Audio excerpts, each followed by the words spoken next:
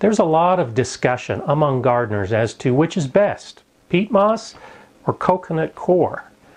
A lot of the information in that discussion is wrong. Join me as I uncover some of the ugly truth behind peat moss and coconut coir.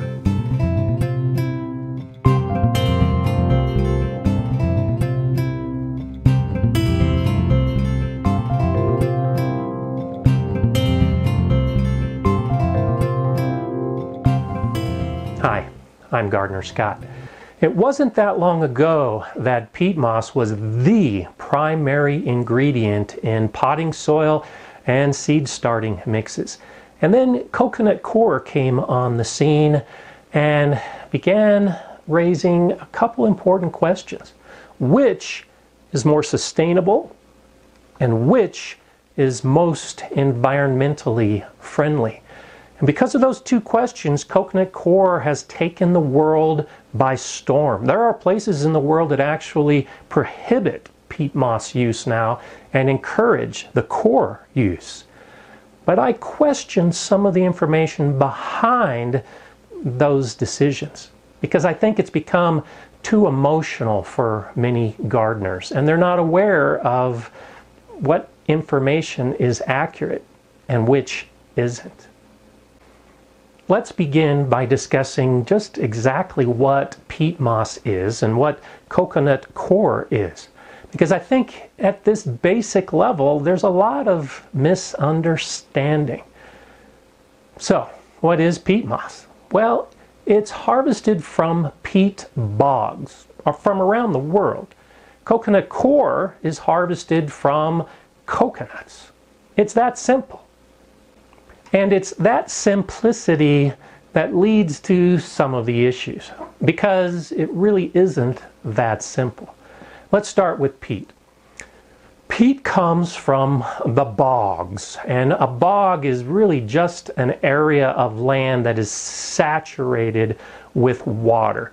And the plants in that water slowly break down, decompose, and then compress over a long period of time. In the United States, we typically buy sphagnum peat moss that comes from Canada. And that upper layer is actually alive. They're living sphagnum moss plants. And they'll strip off that upper layer of plants, dry them, and then sell them as moss. The kind of stuff that you use in hanging planters that you might find at a nursery. The lower levels, down a few more feet, is the peat. And that is the moss that has died and compressed over the years, and many other types of plants that grow in a bog that get compressed in that peat layer. And it's that peat that we gardeners buy and use as an amendment, or use it in a potting soil or seed starter mix. That peat takes a long time to develop. It's that compression and the decomposition that really makes what we know as peat. Coconut coir comes from coconuts. It's also known as coconut pith or coconut peat because it's being used so much as a replacement for peat moss. And for years, it's been seen as a byproduct, a waste product from processing coconuts. Because coconuts are grown for their food value. The internal part of the coconut is what produces the coconut meat and the coconut water and the coconut oils. And on the outside of the coconut, that hairy part, there's a lot of fibers. That outermost layer, the big fibers, those are removed and used in things like floor mats or brushes.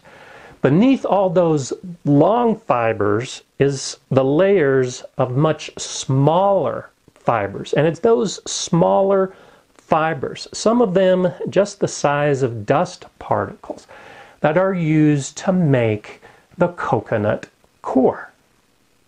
So, after that simplistic explanation, which one is better?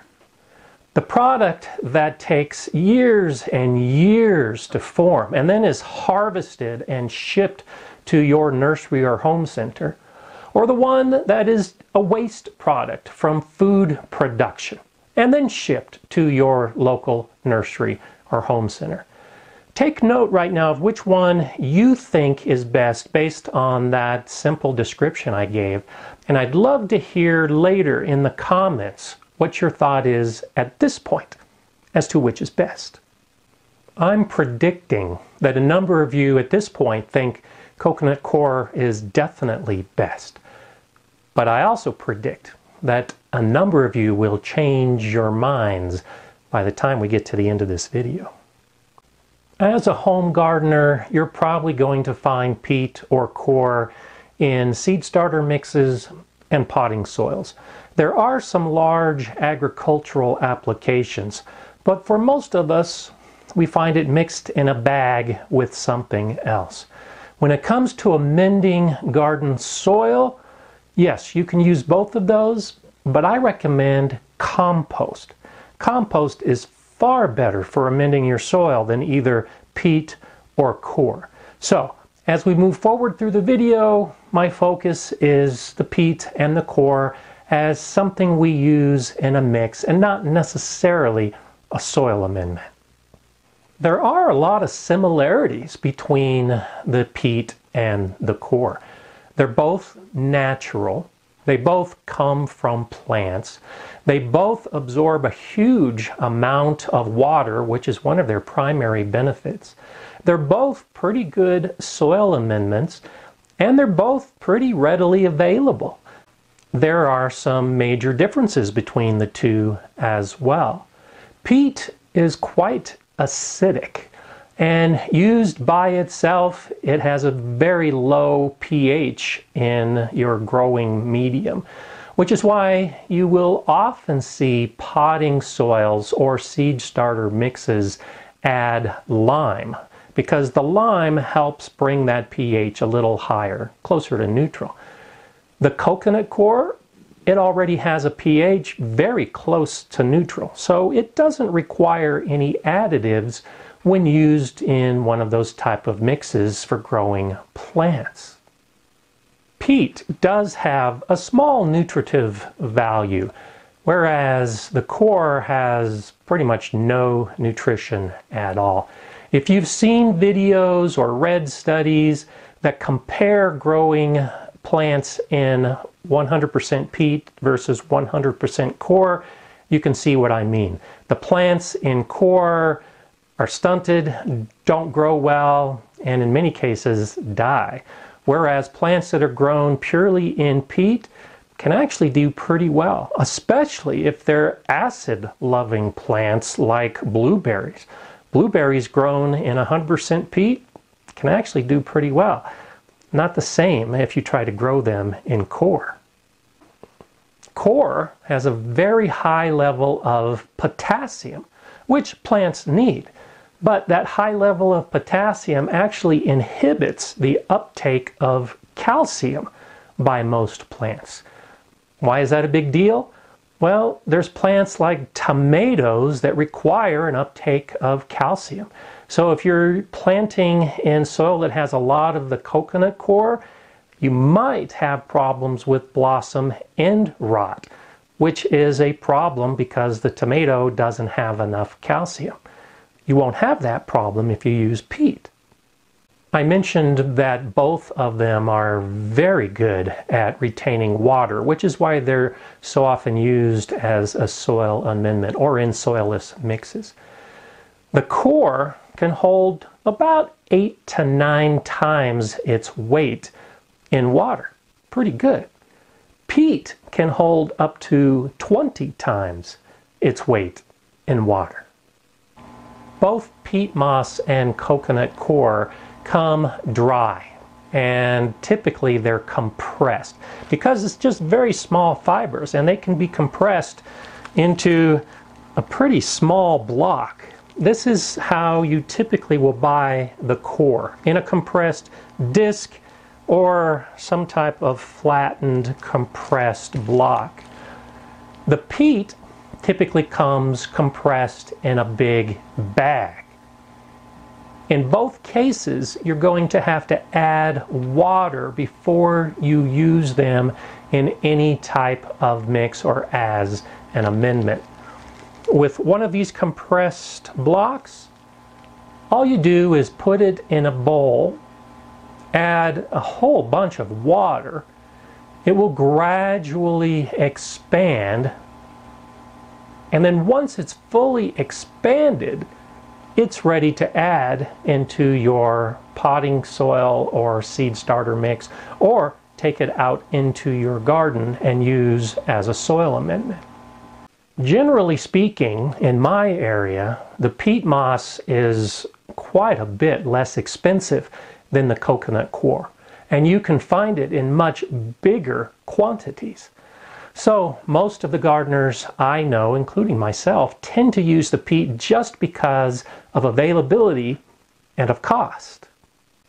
So now what do you think? Does peat sound like maybe it's not such a bad guy? That maybe it does have some benefits in the garden? Well, it does. But it still comes down to those two basic questions about sustainability and friendliness for the environment. And those two questions are the ones that raise the emotions of gardeners and start the arguments and lead to misinformation. Let's begin with the argument about sustainability as it pertains to peat moss. Peat moss is harvested from bogs all over the world, and definitely there are regions when that peat is harvested, it is not sustainable. And that's why some governments have stepped in to prohibit the harvesting of peat.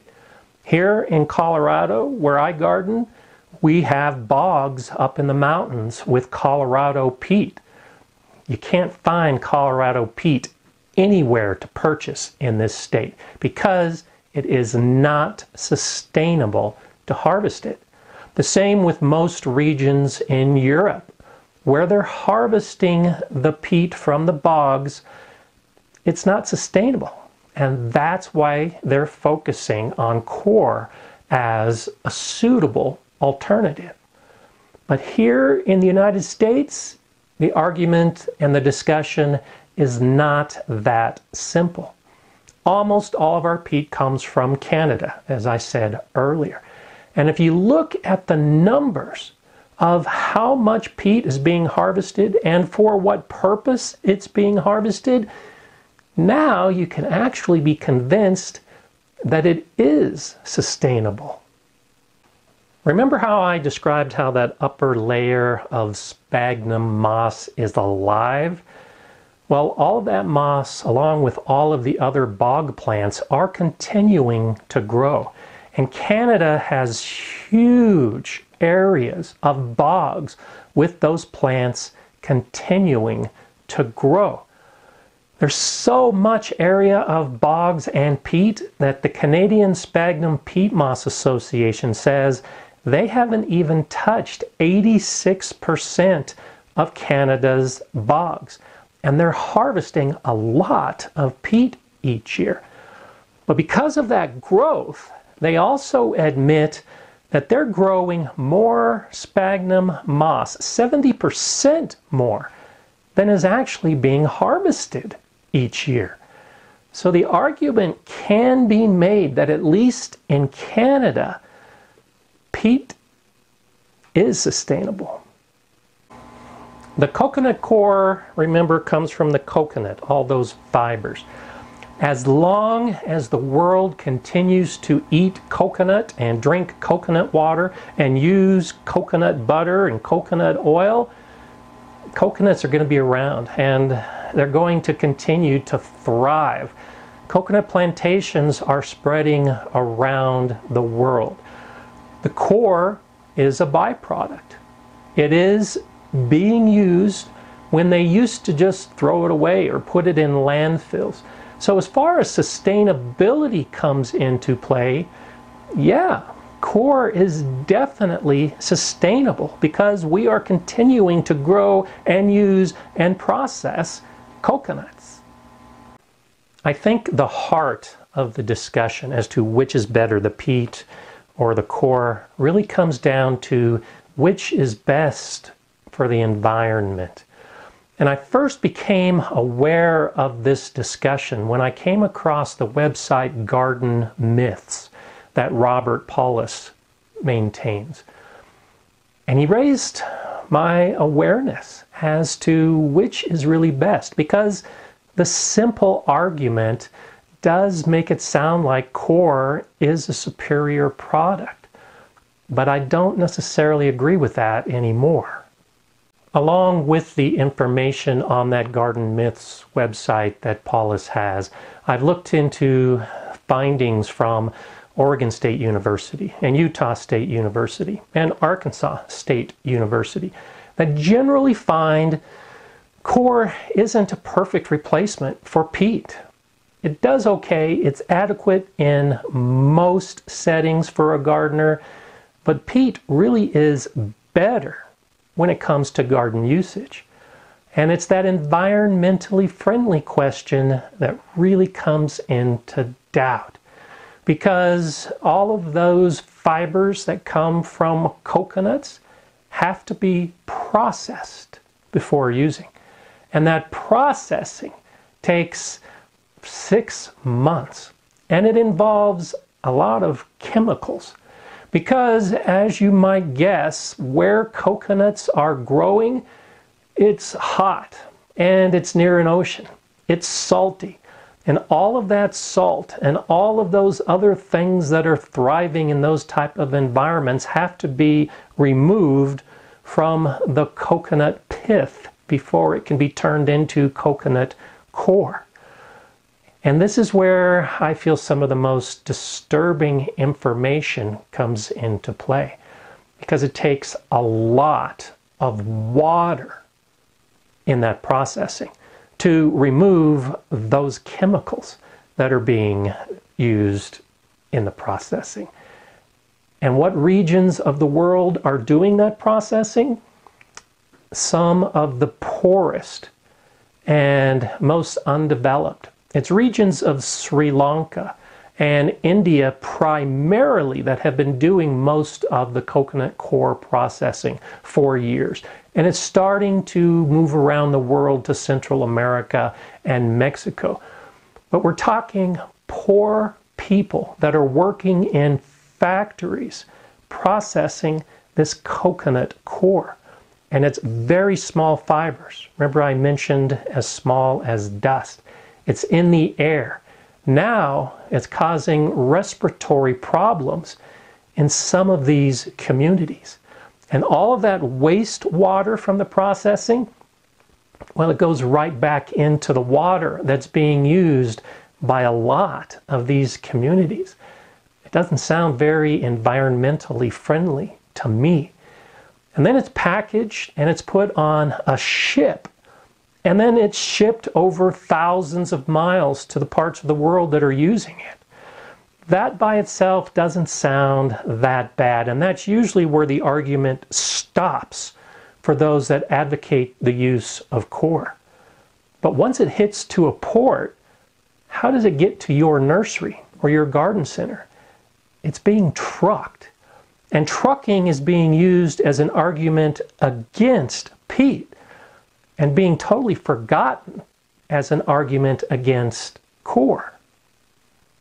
And now let's discuss the environmental impact of using peat, because this is a primary argument against the use of peat. All of those many, many plants that are growing in those many, many bogs are absorbing carbon dioxide. And when the plants die and move down in the bog and become peat, all of the carbon is held within those plants. That's carbon sequestration. We're talking a lot of carbon around the world.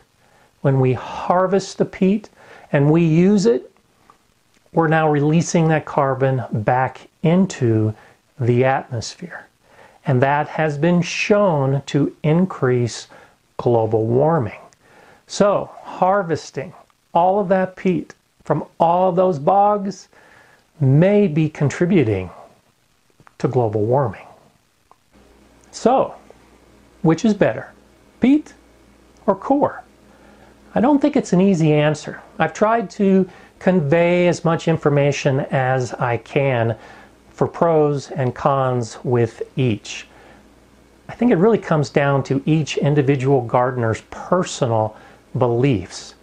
If you have a problem with the idea of ripping up pristine bogs, affecting wildlife, and potentially leading to global warming, then peat might not be your answer. But if you don't like the idea of shipping and trucking a product from halfway around the world, where it came from a facility where the workers had long hours in hot, dusty conditions that led to lung disease, then maybe coir isn't your answer. I'd like to hear your comments below as to whether you learned something, or maybe I modified your thoughts one way or the other. I don't have the answer for you. I use peat primarily in my starter mixes and potting soils. But I live in the United States, and the peat comes from Canada, and I believe that it is mostly sustainable, and I'm good with that. I do use coir, though not in as big a quantity. I'll often mix it with the peat. It all depends. Either way, I'm comfortable with whichever one I choose to use at the time. So peat versus coir, it could go either way. If you have any questions, please let me know below. If you want additional gardening information, now's the time to subscribe to the Gardener Scott channel. If you like this video, you can give me a thumbs up and share it. I'm Gardener Scott. Enjoy gardening.